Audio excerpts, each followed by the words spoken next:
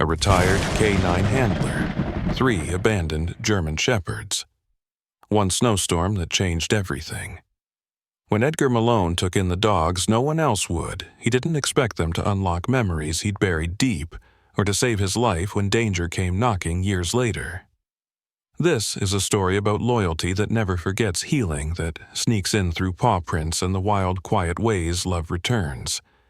If you believe in second chances and bonds that outlast the coldest winters, hit like, subscribe, and stay for what comes next. The wind howled outside the small cabin nestled at the edge of the Blue Ridge Forest. Inside, warmth flickered from the old wood stove, its soft glow licking the edges of faded wallpaper and casting long shadows against the knotty pine walls. Edgar Malone, 74 years old and still stubborn as stone, sat in his usual chair by the hearth, a mug of lukewarm tea untouched in his weathered hands. On the mantel above a row of worn paperback thrillers rested a framed photo of a woman whose smile could still quiet a storm. He spoke to it often. "They say I should move in with Paul," he murmured, not looking away from the flames. "But what do they know you and I built this place? Doesn't feel right leaving it behind." The photo, of course, said nothing. But Edgar liked to imagine her eyes agreed with him. Her name was Ruth, and she had died 6 winters ago in this very cabin, holding his hand as the snow fell thick and silent outside. Since then, Edgar had kept the place just the way she left it, mason jars in the same order. Her herbal teas lined up in the cupboard, the rocking chair never moved an inch. Earlier that week, Paul, his only son now living in Charlotte, had called again. "Dad, please, it's not safe for you up there anymore. The power goes out. You're alone. What if something happens?" Edgar had replied, "As always, nothing's happened in 74 years, son. I'll be fine." But the truth, he wouldn't admit not even to Paul, was this: he couldn't leave Ruth behind. Not yet. The storm began that evening, a sudden one. The snow came heavy and wet, clinging to the eaves, burying the porch steps in less than an hour. Edgar didn't mind. He'd stocked enough firewood to last through February, and his pantry, though small, was as disciplined as a soldier's pack. Cans of beans, rice in mason jars, even Ruth's strawberry jam from 3 summers ago. He planned for winter the way some men prepared for war. At 10:30, he put out the lanterns and sat by the fire as was his custom. The storm raged louder now, wind scraping like fingernails against the windows. He was just dozing off when headlights cut across the snow outside, too close for a passerby, far too late for a neighbor. He sat upright, heart thumping. No one visited after sundown. Not here. A knock at the door, 3 firm raps spaced out. He reached for the .22 he kept by the coat rack just in case. When he opened the door, a crack, a gust of icy wind slapped his face, and there on the porch stood a woman in a green parka, hood pushed back, snow on her lashes. She was holding something, a crate, and the crate was moving. "Edgar Malone," she asked, voice tight with cold. "It's me, Ava Gilly. We met years ago, at the vet clinic in town. You brought in that shepherd with the bad hip." Edgar blinked, struggling to place her face, then nodded slowly. "Yeah, Ruth's dog. That was 10 years back." Ava nodded, shifting the crate. "I'm with the County Ranger Service now, part-time wildlife aide. I didn't know who else to turn to. The storm cut off the main road and the shelters closed. These 3 pups, their mother was hit near Route 43 just after dusk. Some bastard didn't even stop. I found the litter nearby, barely alive. They're German shepherds, or mostly. Can't be more than 10 weeks old." Edgar squinted at the crate. Inside, 3 sets of dark, glassy eyes stared up at him, trembling against one another, ears flat. Wet noses pressed to the slats. "What are you asking me, Ava?" he said, voice guarded. "I'm not a kennel, and I'm sure as hell not adoptin'." "Just for the night," she said, her voice lower now. "Till the road's clear. I don't have power at my place, and they won't survive the cold. Please." Edgar stood still. The wind howled louder. Behind him, Ruth's photo sat quietly watching. He glanced at it, then back at Ava. "Bring them in," he said finally. "They'll freeze out here." The warmth of the fire made the pups stir almost instantly. Ava laid out towels while Edgar fetched an old rug from the back closet. One of the puppies, black with tan paws, immediately tried to crawl under the wood stove. The others huddled together, too afraid to explore. "You name them?" Edgar asked. "Didn't have time," Ava replied. "Only found them an hour ago." Edgar watched as the smallest pup curled against his boot, eyes closed. "Guess I'll be hosting a trio of orphans tonight," he muttered, more to himself than to her. Ava left just before midnight, promising to return in 2 days. If the storm lets up, she added with a grim look toward the treetops bending under snow. Edgar nodded, but said nothing. As he closed the door, he looked again at the pups now asleep in a heap by the fire. He bent down gently, stroking the back of the boldest one. "Reckon I'll call you Brick," he whispered. The dog didn't stir. Edgar sat heavily on the edge of his bed, the wooden frame creaking beneath him as the wind continued to rattle the shutters. Through the thin wall he could hear the soft whimpering of the pups, their crate now settled in the laundry nook near the kitchen. He had laid out some old towels and slid a shallow dish of water toward them, but he hadn't yet found the nerve to fully open the crate. It had been years since he'd lived with any animal, not since Ruth's old shepherd Macy passed. "This ain't the same," he muttered under his breath. "This ain't no tabby cat to keep your feet warm. These are working dogs, and I ain't got the time, strength, or will to train a damn one of 'em." Still, the memory of the smallest one, its eyes barely open, body shivering so violently he'd thought it might seize, clung to him like the smoke of damp wood. He'd meant to tell Ava no. Meant to close the door and pretend he hadn't heard the knock. But when that tiny thing pressed its nose to the slats and let out that pitiful squeak, he'd felt something old and familiar crack open in his chest. By morning, the storm had coated everything in a thick white crust. Edgar stepped into his rubber boots and wrapped himself in a heavy flannel coat before entering the laundry nook. The crate was silent. For a heart-pounding moment, he feared the worst. But as he knelt down, 3 pairs of eyes met his, alert now, if wary. The largest pup, Brick he'd called it, stood slightly ahead of the others, as though shielding them from him. The middle one, all narrow shoulders and soft ears, stayed curled in the corner, trembling but awake. And the smallest, a runt with a patch of white between its eyes, looked up at him with something like recognition. Edgar exhaled long and slow. "Well, hell," he muttered. "Guess we better feed you before you eat each other." He shuffled into the kitchen and dug through cabinets, pulling out old bags of oatmeal, a half-used jar of peanut butter, some powdered milk. He stirred the mixture in a dented pot and set it to warm, muttering to himself all the while. "Not a kennel," he repeated. "Not a damned dog shelter. This is temporary. Soon as that road clears, Ava's taking you back." When the food was ready, he spooned it into 3 small bowls and placed them on the floor a few feet from the crate. He hesitated a moment, then opened the latch.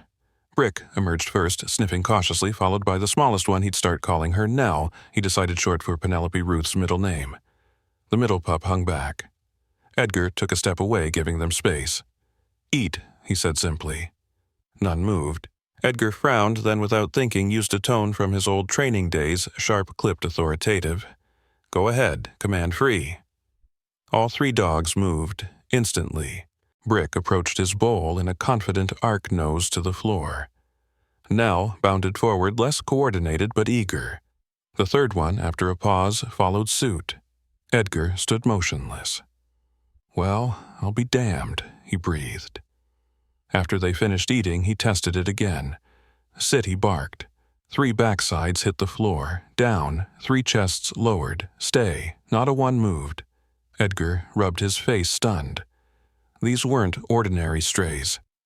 He walked to his old footlocker, pried it open, and pulled out a dusty binder marked K9 Ops, Training Sequences 2006-2010. He flipped through the familiar pages, watching for pattern recognition. Every command he had used came from the early stage obedience set. These dogs weren't just trained. They'd been through formal instruction, some of it military grade. He called Ava, hoping her signal would still work in the storm. Miraculously, it did. "Where'd you say you found him?" he asked. "About a mile from the old quarry road," she replied. "Why?" Edgar stared out the frosted window. You ever hear of the Fort Mason K-9 program? Ava paused. Yeah, they shut down last fall. Budget cuts, I think. Why? Because that road cuts right past their training grounds, Edgar said. These dogs ain't just mutts. Someone abandoned trained shepherds. Probably got rid of them when the center closed. Ava whistled low. Damn. Yeah, Edgar said. Damn's right. He hung up and turned back to the pups. Brick had found a spot under the table. Nell was curled beside the radiator, snoring lightly. The third pup, still unnamed, sat watching him, head tilted. Edgar sighed. You've got training. But you've also got baggage. And I sure as hell ain't got room for either. But even as he said it, he was pulling open the back closet, dragging out old blankets and a fold-up wire crate Ruth used to call their guest room. He laid it out beside the hearth, patted the inside, then carefully lifted each pup into their new quarters. They didn't resist, didn't whimper. Only Nell shivered slightly, and Edgar adjusted the blankets around her. Just the night, he said again, to no one in particular. That night after supper, Edgar sat in his usual chair, the photo of Ruth just above his line of sight. The storm had passed, leaving behind a stillness so thick it felt like memory. The dogs were asleep by the fire, twitching gently in dreams. He looked at them, then at Ruth's smile. They know more than they let on, he said aloud. Someone trained them, then tossed them like garbage. We've seen that before, haven't we? He didn't expect a reply, but the fire crackled at that exact moment, and he felt just faintly like he wasn't entirely alone in the room. Somewhere outside, a branch snapped in the woods. Edgar rose, went to the window, and peered into the trees. Nothing but moonlight and frost. Still, he had the oddest feeling they hadn't come to him by accident. That somewhere someone had wanted them to end up here. Then again, maybe he was just getting old. Morning came sharp and pale, the light catching on ice-laced branches outside Edgar's window. Inside the cabin smelled of wood smoke and stale coffee, a scent that wrapped itself around the walls like an old blanket. The three dogs were already up when Edgar shuffled into the main room, each one waiting silently, their eyes following his every move. He poured kibble rationed carefully from a box left over from Ruth's dog, somehow still good, and watched as they sat on command without being told, as if still expecting structure. It made something tighten behind his ribs. He crouched down beside them, ignoring the complaint of his knees. I can't keep calling you. Hey, you and the big one. Let's fix that. He looked first at the smallest one, the one who trembled every time he raised his voice even just a little. You, he said gently, you're Nell. The dog blinked as if approving. Quiet but watchful. Just like she was. Ruth had had a younger sister named Eleanor, a nurse who died during a relief mission overseas. Edgar had only met her once, but her calm had stuck with him. Then he turned to the one he'd called Brick before the boldest, most stubborn of the three. You're definitely a brick, he said.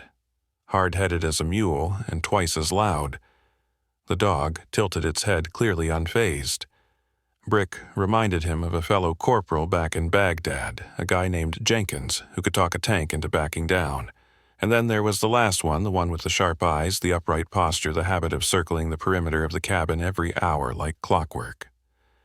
Edgar looked into those eyes and felt a small chill despite the fire. Scout, he whispered. The name dropped into place like a puzzle piece. Scout had been the name of his K-9 unit in Iraq, a lean German shepherd that saved 3 soldiers before losing his life to a buried IED. Edgar hadn't spoken that name aloud in over a decade. Scout, the new one, had the same nervous energy, the same tendency to sniff every doorframe and window seam, checking for something unseen. Edgar watched him patrol again that afternoon, looping around the back of the cabin, pausing to scan the woods before returning to the porch. The dog's tail never wagged during these checks. It was business like muscle memory. That night, Edgar dreamt in fragments sandstorm sirens, a flat metallic taste of fear. He woke around 3, drenched in sweat, the fire gone cold. Scout sat beside the rocker, unmoving, watching. Edgar didn't speak, didn't need to. He knew, the dog knew. It became a pattern. During the day, the dogs followed a rhythm he hadn't set but somehow understood. Meals at 7 and 6 walks around noon, training exercises he hadn't taught but which they executed as if rehearsed. He pulled out old cones and made them run drills in the snow. Brick, as expected, tried to outsmart the course. Nell hung back, watching hesitant until coaxed. Scout performed with a precision that made Edgar's throat go dry. It wasn't just talent, it was familiarity. After 3 days of this, Edgar started writing down behaviors logging when Scout barked when he paused by the shed when he stared too long at the tree line. He dug out an old field journal and filled pages with notes. Each entry read like a ghost story. Scout paused at the south window, growled softly, possible scent memory. Responds to heel command before given.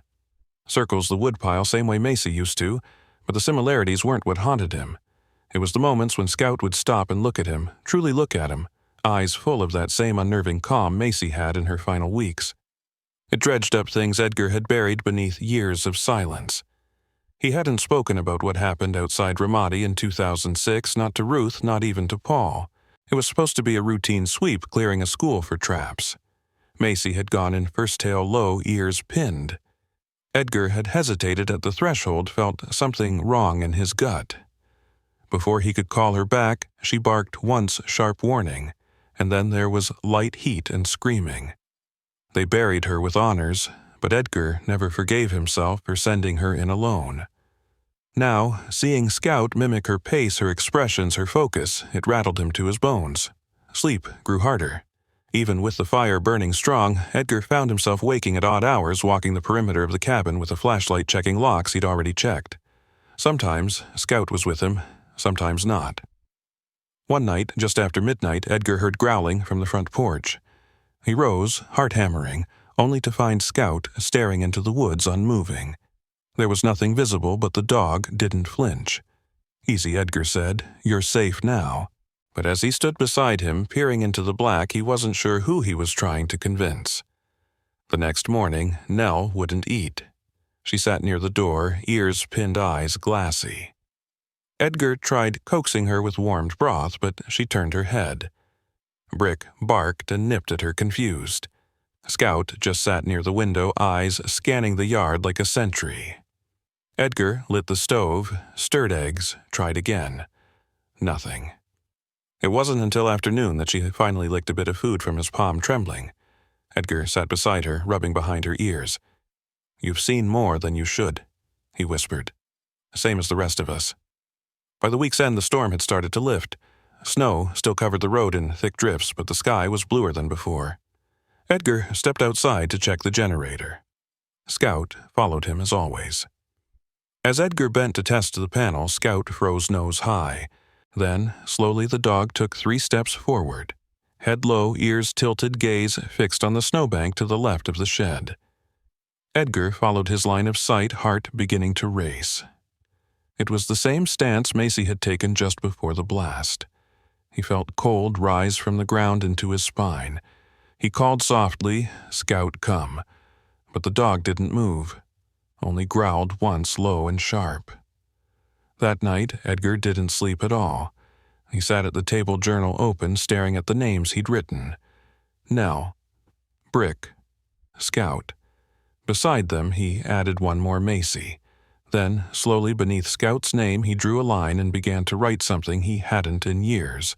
The snow had begun to melt in thin ribbons across the yard, revealing patches of dead grass and flattened leaves where the dogs had been making their patrols. Edgar had fallen into a rhythm by then early mornings, prepping food afternoons walking the perimeter with Scout, evenings spent reading aloud near the fire as the 3 dogs curled up on the rug like living shadows. But on the 10th morning, something shifted. Nell didn't come to the kitchen when he banged the pan. Brick barked annoyed, and Scout circled the back door, ears pricked. Edgar frowned, walked into the living room and found her still lying in her usual spot by the radiator, her head resting against the floor. Her eyes were open, but dull. "Now," he said, kneeling beside her. "Come on, girl."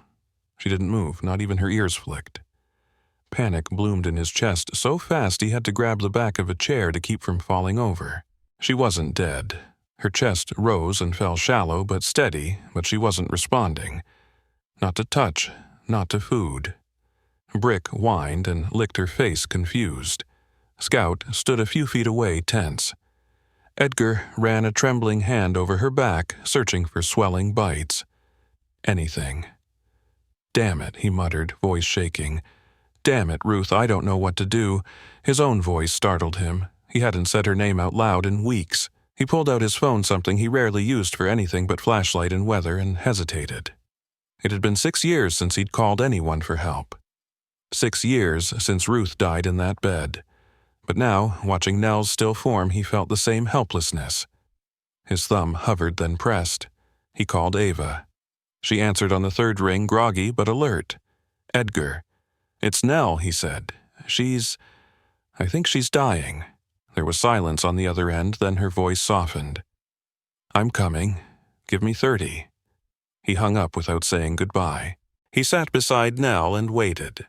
When Ava arrived, bundled in a heavy coat and carrying a bag of medical supplies, Edgar didn't say a word. She knelt beside Nell, checking her eyes, her gums, her temperature. "She's not sick," Ava said after a long pause. "Her vitals are strong." "Then what the hell's wrong?" Edgar snapped. He hated the desperation in his voice. Ava looked at him a little hesitant. "Edgar, I think she's pregnant." He stared at her dumbfounded. "That can't be right. They're all from the same litter." "Are you sure about that?" she asked gently. "They're similar but not identical. And Brick and Scout are intact males. It's possible they weren't siblings at all, just part of the same intake.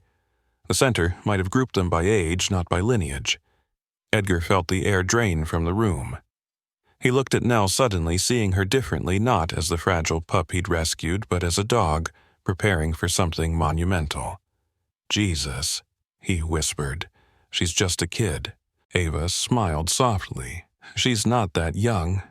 10 months maybe, barely an adult, but dogs don't wait for the right moment." Edgar rubbed his face, overwhelmed. "So what do I do now?" "You take care of her," Ava said, her voice kind but firm. "You'll need to watch her closely. I'll bring prenatal food, help you set up a space.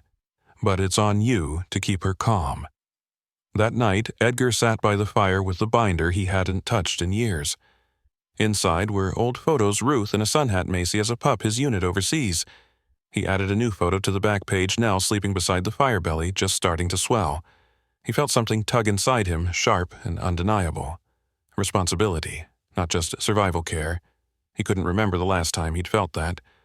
Over the next few days, he became someone else, someone more precise, more patient. He cooked separate meals for Nell, softened rice chicken supplements Ava dropped off. He moved the old bassinet from storage, lined it with towels, turned the laundry room into a makeshift nursery. Brick kept trying to climb in with her. Scout would lie near the doorway, unmoving, alert. Edgar talked to her when he fed her. Told her stories about Macy, about Ruth, about the night the power went out and he proposed by candlelight because he'd lost the ring and had to give her a dog tag instead. One afternoon, as he was folding towels near the stove, he watched Brick and Scout tug on opposite ends of an old boot. It was a game, clearly, but then Scout froze, dropped his end, and trotted over to Nell. He sniffed her belly, then curled up beside her, his back touching hers, spine to spine. Edgar watched this stunned. "You knew, didn't you?" he said aloud. "You knew before I did." And he remembered something Ruth once said long ago when Macy lay dying and the vet offered to ease her pain. "We don't choose when we love them," she said, "only whether we do." That night he sat at the table and wrote again in his journal. The date, the weather, Nell's progress.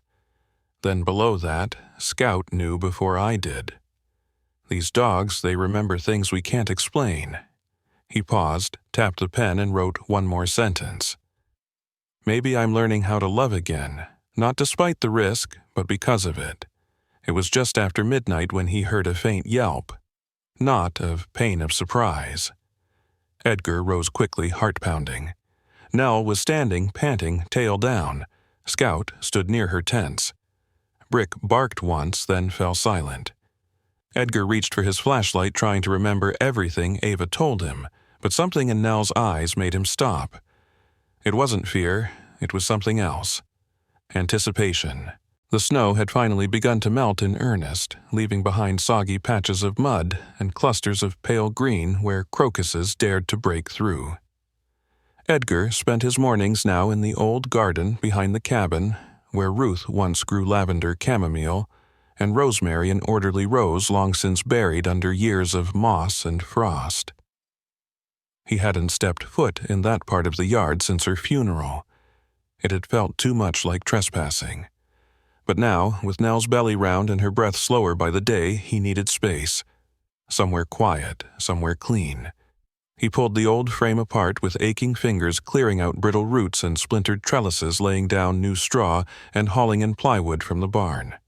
The structure took form over a weekend, a simple enclosure against the fence line with a roof angled to shed snow and a corner pen lined with fleece and heating pads. He called it the transit station. Not a nursery, not a kennel, just a place between what was and what might come next. Ruth would have liked the name, he thought. She had always found ways to name things gently. Ava visited to check Nell's progress and stood admiring the setup. "Looks like you've done this before," she said.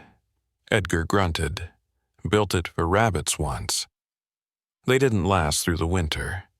But he looked away when he said it, because he remembered more clearly the way Ruth had knelt in the dirt that first spring, coaxing life out of the frost with bare hands and soft songs.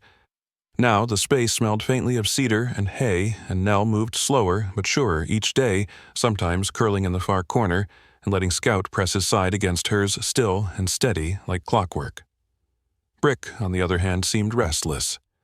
Always darting near the edge of the woods, barking at shadows running loops around the shed with energy that made Edgar dizzy just watching. One night, just after the moon rose over the ridge, Edgar stepped out to check the pen and found Brick missing. Panic hit him like ice water.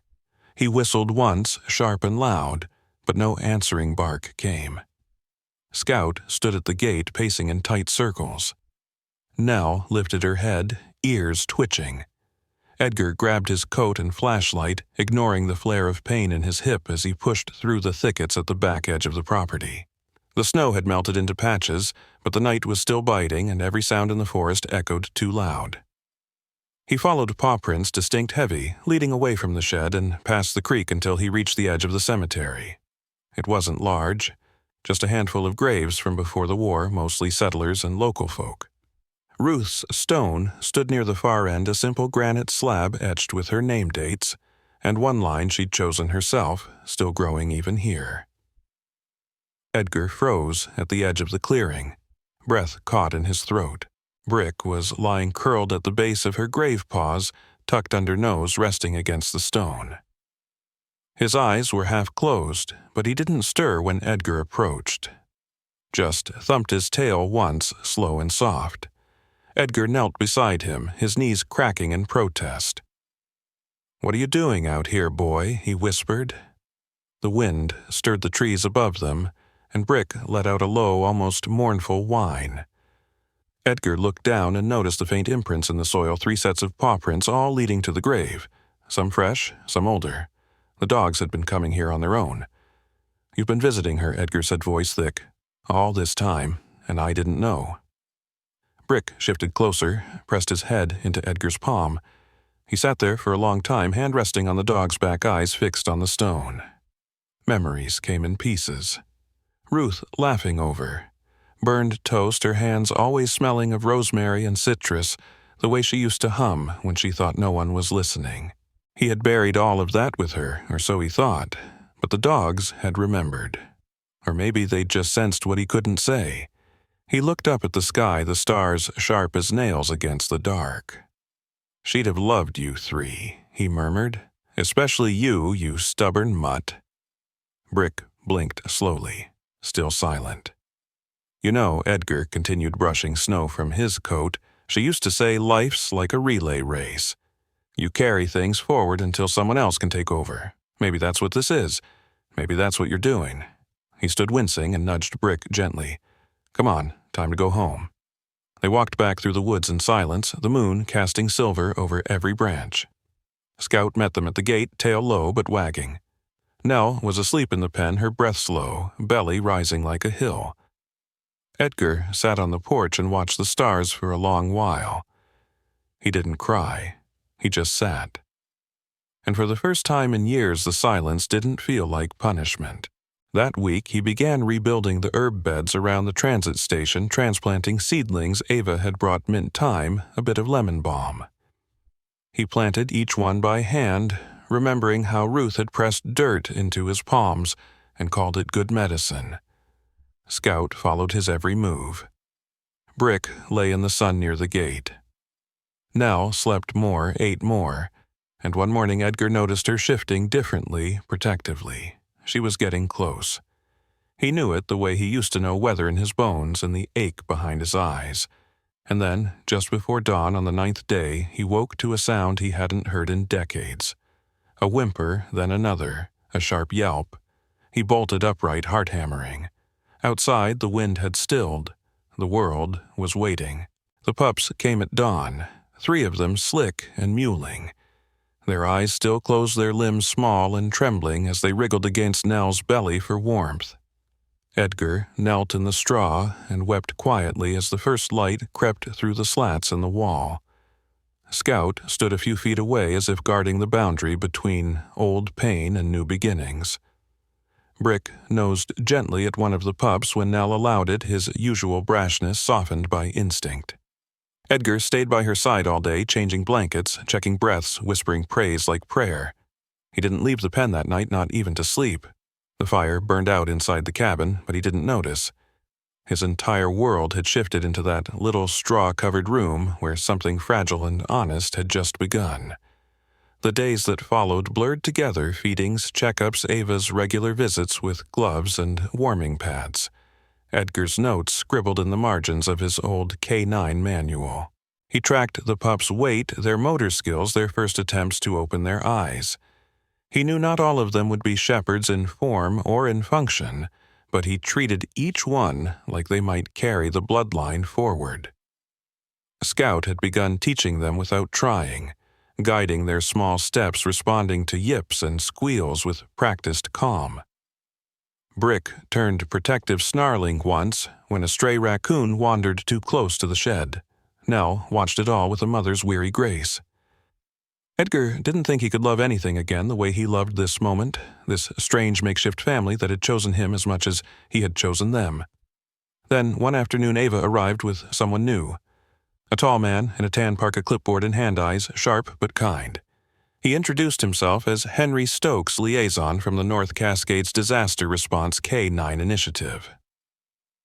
Edgar's gut went cold before the man even spoke. He knew what this was. Henry explained the program, a new facility built just beyond Wenatchee, designed to retrain shepherds from dissolved programs for specialized search and rescue work in wildfires, floods, and post-quake ruins. "We've only got a few slots left," he said, glancing toward Scout and Brick, who stood at the edge of the porch watching. "Your dogs came from a trial unit that showed high aptitude under pressure. We think they'd do well, thrive even, especially under someone like you." But Edgar didn't respond. He stared at the clipboard, not seeing it, not hearing Ava's supportive words, not registering the way Henry mentioned stipends and optional veteran involvement. All he could hear was the sound of Macy barking, Scout circling Brick, pawing at the door, Nell panting over her pups. The last time he'd handed over a dog to a command, it hadn't come back. That night, after Ava and Henry left, Edgar stood at the front gate, fingers resting on the old wooden sign nailed into the post, "Edgar Malone, retired K9 handler." The paint had faded, the edges curled with weather, but the words still held. He stared at them for a long time, then reached for his toolbox. He unscrewed the bolts one by one, slow and deliberate, and lowered the sign into his arms like it was something living. He didn't cry, just carried it inside, leaned it against the hearth, and sat staring at it long after the fire had died. The following week was quiet. The dog sensed the shift before he said anything. Scout grew restless, pacing near the fence. Brick started burying toys again. Nell stayed close to her pups but watched Edgar with soft, steady eyes.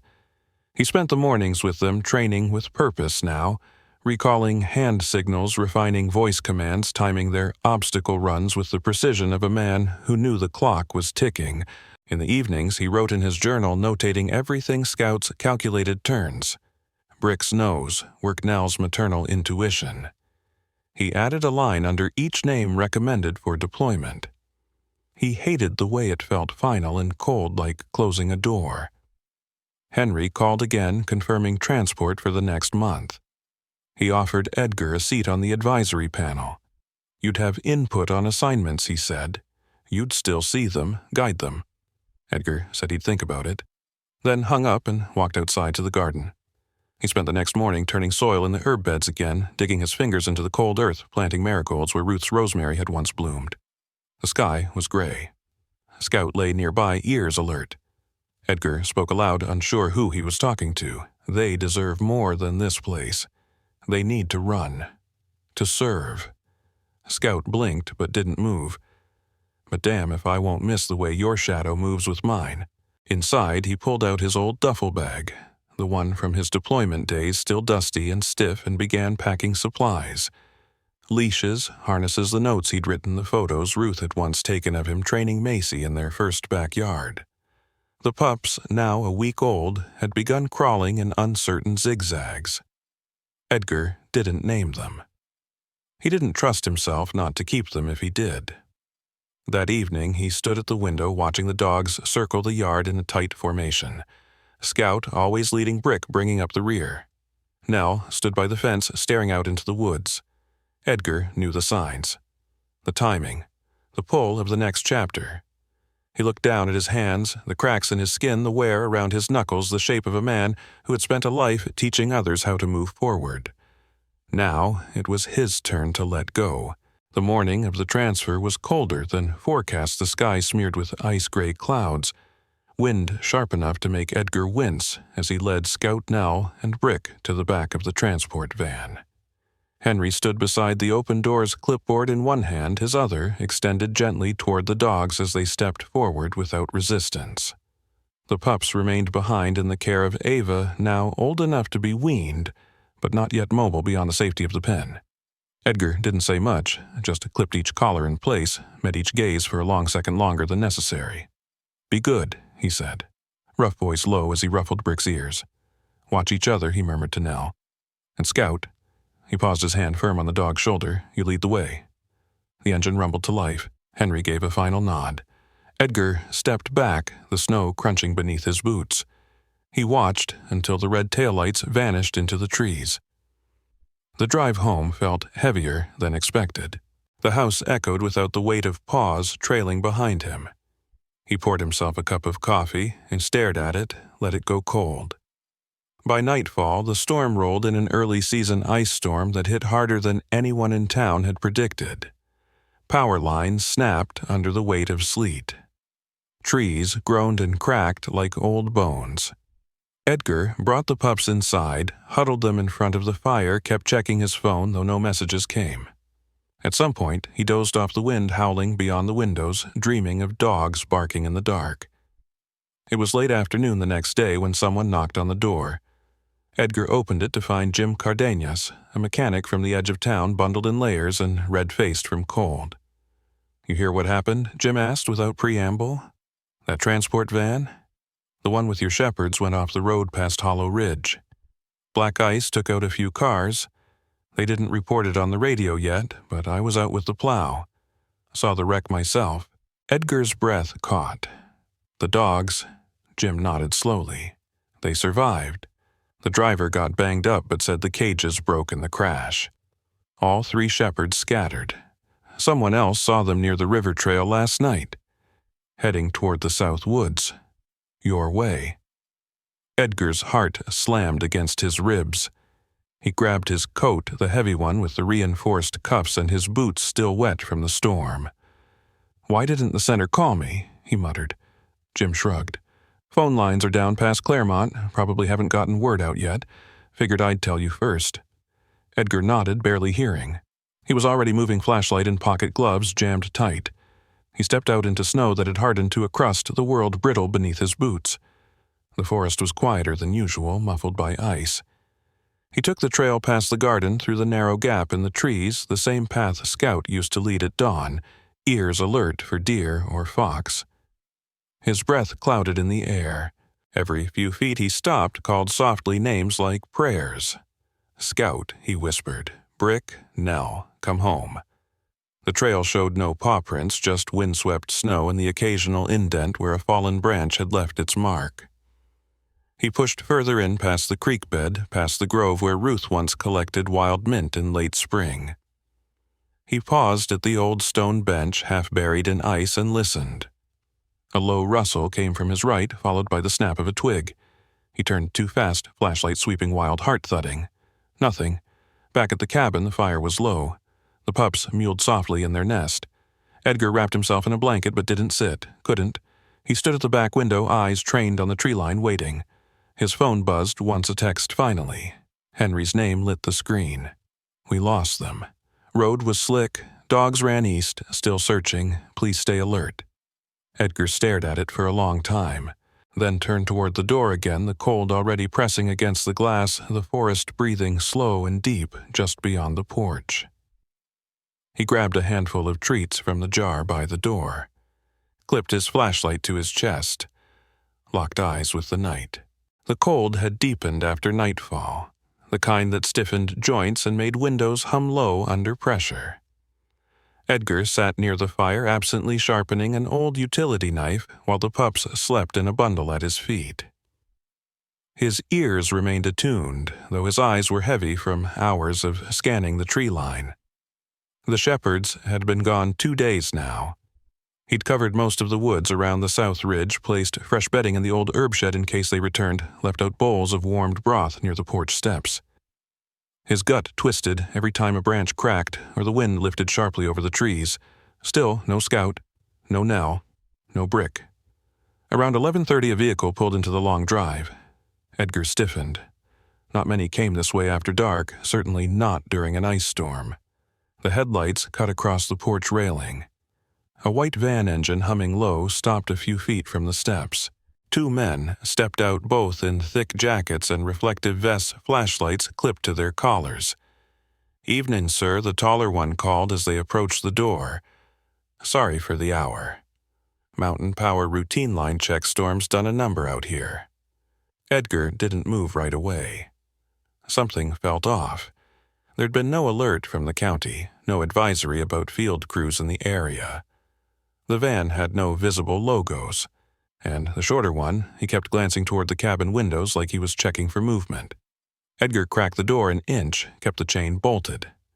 Didn't report any outages, he said, his voice even. Everything's running fine on generator. The taller man smiled, but it didn't reach his eyes. "That's the thing, sir. One of the poles at the top of your drive's leaning bad. Could drop and kill power if the weather turns again. We're trying to get ahead of it." Edgar scanned the man's collar. No ID badge, no name tag. Just cold eyes and a forced calm. His stomach dropped. He recognized that face, older, scruffier, but familiar, from 3 years back. That copper theft ring. The one he'd called in when he caught them stripping wires from the maintenance barn at the old ranger station. His testimony had helped get a conviction. 2 men had gone down, and now one stood inches from his door. "I'll call it in," Edgar said flatly, starting to close the door. "If it's legit, they'll confirm." The man's boot jammed the door before he could shut it. "Don't be difficult, old man." The second one stepped forward, pulling something from his coat. Edgar saw the flash of metal pipe wrench or crowbar, he couldn't tell, and ducked back, slamming the door hard against the foot, but the chain snapped under the pressure. The door flew inward, catching Edgar in the shoulder. He stumbled, pain slicing through his ribs. Then came the blow, blunt and fast to the side of his head. The room tilted sideways. He fell hard, vision dimming. The last thing he saw before blacking out was the taller man stepping over him, scanning the room. When he came to, the world was dark and bitter. He couldn't feel his fingers. The smell of cold wood and damp rope filled his nose. He was on the floor of the firewood shed, his arms bound behind him with old twine feet tied tight, mouth dry. There was no light except what bled through the cracks in the boards. His jaw throbbed. He tasted iron. No fire, no heat, just frost climbing up his spine. He flexed his hands, felt the twine cut deeper. The knots were tight, sloppy, but strong. He rolled slightly, testing the boards beneath him. Solid rough. No tools within reach. Outside, the wind had died. Silence pressed in, broken only by the occasional thump of snow sliding off the roof. He breathed through his nose, slow and deliberate, pushing back the panic. They hadn't killed him. Not yet. They wanted time to loot, to search, to maybe find whatever stash they thought he had. Gold guns. He had none. Just photos, journals, and dogs. His head throbbed. He remembered the look on the man's face, the one who hit him. Revenge, not theft. This was personal, which meant they might come back. Or worse, wait till morning. Let the cold do the work. He twisted again, dragged his shoulder toward the wall. If he could just wedge the knot, maybe. But his strength was fading. His skin ached with numbness. And somewhere beyond the walls he thought he heard barking. But it might have been his mind. The cold blurred everything. Time, sound, hope. Scout had picked up the scent, first faint, but persistent, tangled beneath layers of ice and exhaust and cedar. The trail had looped through the frozen underbrush past the river's bend, veered sharply toward the cabin road, then pulled stronger as the air grew familiar. The shepherd's ears twitched at every shift in wind. Beside him, Brick surged forward with growing urgency, his usual erratic energy now focused into a single direction. Nell lagged slightly cautious head low, but her steps aligned with Scout's in instinctual formation, a pattern born from trust and shared memory. They moved like a unit, silent and deliberate, the way Edgar had trained them without even meaning to. The snowfall had returned sometime after midnight, covering any recent tracks, but the dogs didn't need footprints, they followed scent markers. Old paths, the echo of a voice they hadn't heard in days. Scout recognized the chimney smoke, first faint, but wrong. It didn't smell like Edgar's usual firewood, too sharp, too chemical. He paused, ears high. Brick didn't stop. He charged ahead, circling the back of the house, his body tense. He caught the faint sound of wood creaking, a thud, something inside. Without waiting, he lunged at the back door, body slamming hard enough to rattle the frame. Inside the cabin, one of the intruders paused mid-rummage head, snapping toward the sound. "What the hell was that?" he hissed. The taller man cursed, glancing through the back window. "It's a dog, big one." He grabbed the crowbar again, stepping toward the rear hall. Make sure it doesn't get in. But Brick had already moved on. He darted to the side yard where the fence met the trail and let out a low, rolling bark, not aggressive but urgent. The closest neighbor, Mrs. Cleary, lived a quarter-mile down. But she was a night owl and often left her kitchen window cracked. The bark echoed once, then again louder. Lights flicked on in the distance. Scout didn't wait. He pushed forward, checking the perimeter. His nose brushed the shed door. He growled low. Nell stepped up beside him, tail's stiff nose pressed against the slats. A muffled sound came from within, movement faint. A whimper. A voice. Scout let out a sharp yip, circled the structure once, then pawed hard at the seam of the boards. Nell moved to the base of the door, sniffed twice, then barked high-pitched rapid. Inside, Edgar stirred. His head pounded, his limbs numb, but the bark registered. Not wild, not random.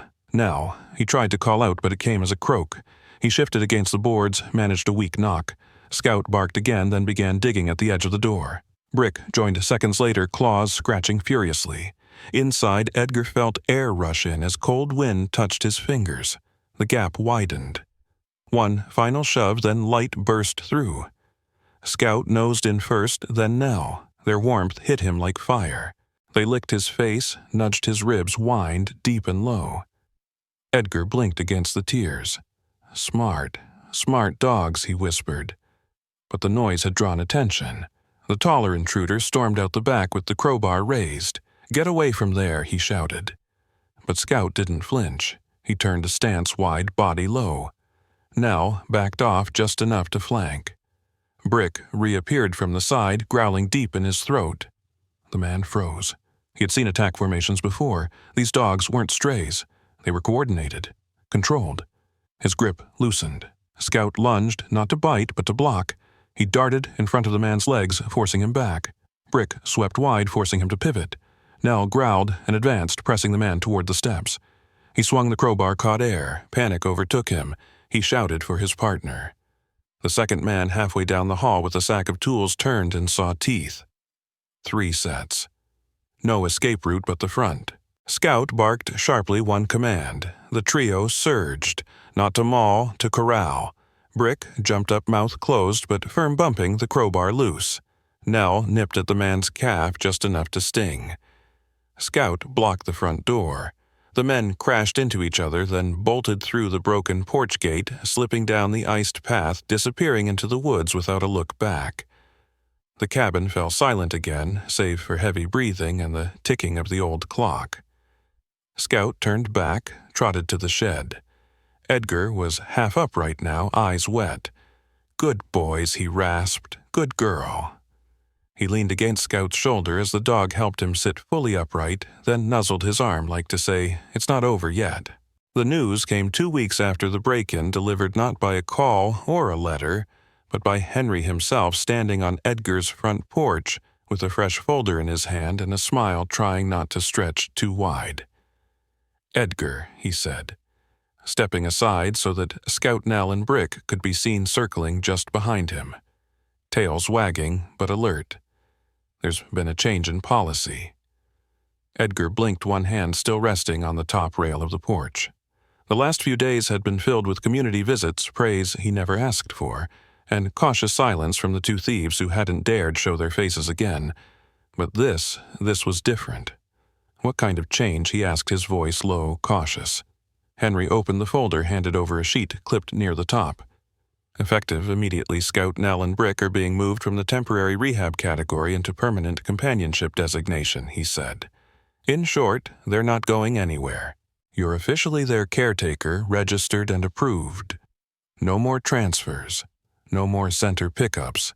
They're yours, Edgar. For good." The words took a moment to land, and when they did, Edgar exhaled slowly, like something uncoiled in his chest. He looked at the 3 dogs already finding their way up the steps, nudging open the door like they'd never left. Scout pressed his head against Edgar's hip. Nell leaned into his leg. Brick flopped down like a stone by the fire as if he'd never been gone. "We've been through enough goodbyes," Edgar muttered more to himself than anyone else, but Henry smiled all the same. "That's what we figured too." The next few weeks brought purpose back to the quiet. The shed, where he'd once stored old seed bags and broken tools, became something else entirely. Edgar rebuilt it with clean boards and wide windows, knocked out a side wall to create open runs, insulated the roof, added warm flooring. The old garden that Ruth once called the healing ground was kept intact, but he laid gravel paths around it, set benches beneath the cherry tree, and left one patch wild just for the dogs to roam. One morning, after finishing the final touches, Edgar climbed a small ladder steady, despite the ache in his knees, and hung a hand-carved wooden sign above the new gate, K9 Training Grounds. Edgar and Company, the company, was burned in slightly deeper, and if you looked close enough you could see 3 paw prints pressed beneath the words. By midsummer, the first of the town kids started showing up. They came shyly at first, one by one, following parents who remembered Edgar not just as the quiet man who lived beyond the ridge, but as a retired handler who once trained search and rescue teams overseas. Most of the kids had never touched a shepherd before. Edgar started simple commands, walking bonding. Scout was patient. Nell was gentle. Brick wild and mischievous, but deeply loyal. The kids laughed more than barked orders, but it worked.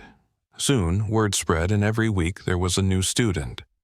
Some days they came just to visit the pups born that spring. The little one, Ginger with a white patch on her nose, and Brick's stubborn streak had become a favorite. Others came to hear Edgar talk about what it meant to protect something to trust without knowing. To listen, not just with ears, but with presence. One afternoon under the slow sun, a boy named Tyler, barely 8, asked Mr. Malone, "Were they trained to save you?" Edgar looked at the 3 dogs stretched in the shade, each with a history too long for that question, and shook his head. "No," he said. "I think we trained each other." By fall, the town helped him set up a small fund. Official or not, people began calling the place a center. He never corrected them. A laminated board hung near the entryway listing weekly sessions, safety courses, stories from his old units, even notes about how to read a dog's body language. His nights, once silent and long, were now filled with conversations, the scraping of paws on wood floors, the giggle of kids who forgot they were afraid of big dogs. The shepherd slept near his bed, and every now and then Nell would nudge the edge of his blanket in the middle of the night just to check he was still breathing. And sometimes, when he stood alone by the back fence at dusk, with the mountains going violet in the distance, and the garden humming with late-season bees, Edgar would run his hand across the edge of the wooden gate and murmur quietly, "We started as broken things, didn't we?" Then behind him, Scout would rise, stretch, and nudge his hand like to say, "Maybe. But look at us now." If this story stirred something in you, consider subscribing for more. Your support helps bring these quiet, powerful tales to life. What part of Edgar's journey hit you the hardest? Was it the return of the shepherds, or that final quiet moment by the gate? And by the way, where in the world are you watching from? Drop it in the comments, we'd love to know.